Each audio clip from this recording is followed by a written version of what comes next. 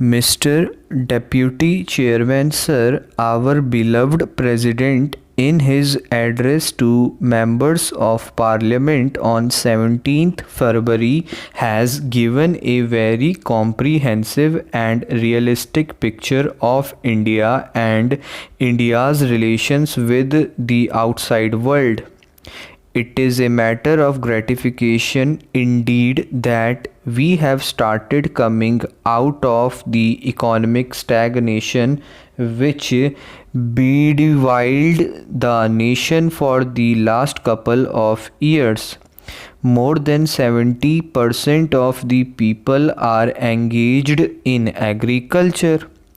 Nearly 50% of our income comes from agriculture. That being so, it is but natural that we have to concentrate on agriculture and make conscious efforts to increase our output.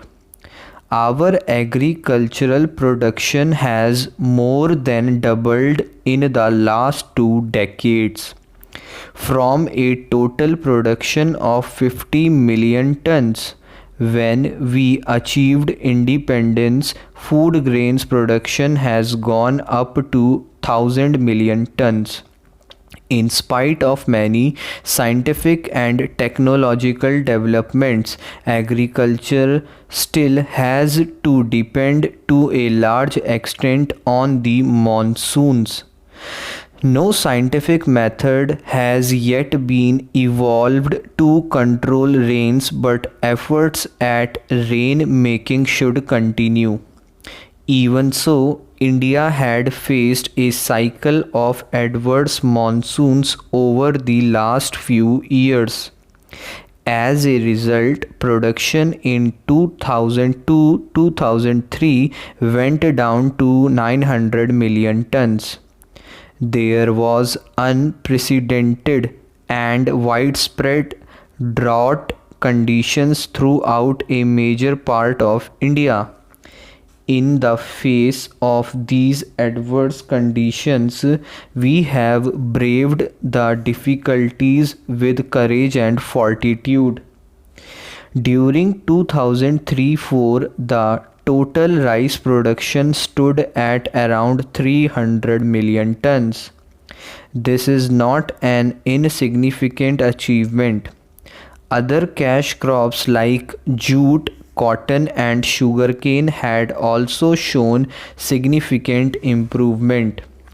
India is likely to have a total jute crop of 150 lakh tons. Cotton production will touch an all-time record of nearly 200 lakh bales. Sugar output is put at 300 lakh tons, out of which 100 lakh tons is exported. These are significant pointers to a meaningful policy being followed by the government.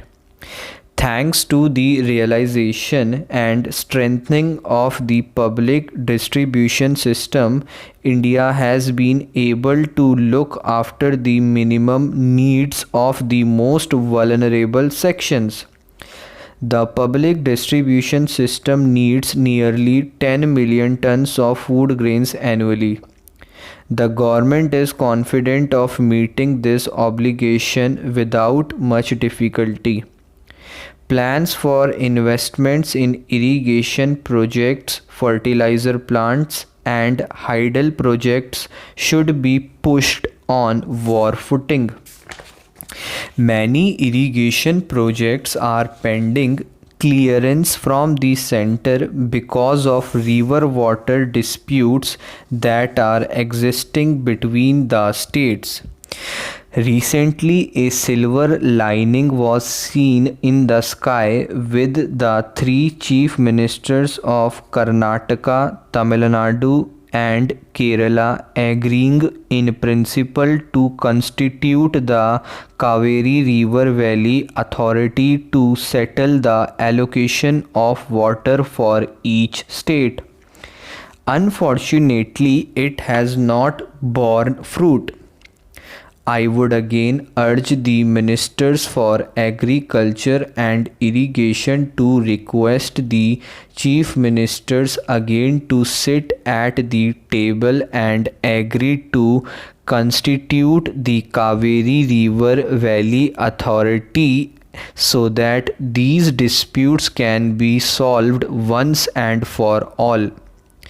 There are similar river water disputes in other areas. For example, with regard to sharing of Narmada waters, there is a dispute between Gujarat and Madhya Pradesh. I would urge that all these river water disputes should be frozen and river valley authorities should be set up once and for all to settle the allocation of water and also to go ahead with the construction of irrigation projects.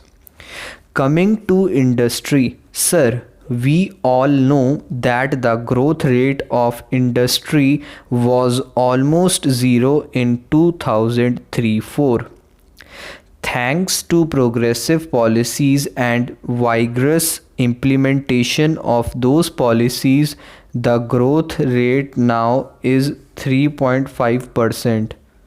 With efforts to ensure fuller utilization of capacity and assurance to supply scarce industrial raw materials at international prices, it is possible that the current year may turn out a better picture for industry. The kingpin of industrial growth lies in coal, steel, and power. Coal production, which was 80 million tons last year, has improved to 90 million tons by now. There is no longer any shortage of steel. Thermal power has gone up by 14% and hydel power in DVC, as already been stated by the President, has gone up by 34%.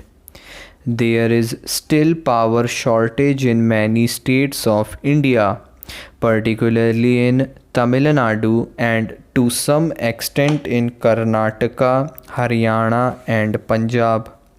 So the power projects should be given top priority, and the power project of Kalindi, for which the foundation was laid by our beloved Prime Minister, should be taken up with speed and completed as early as possible.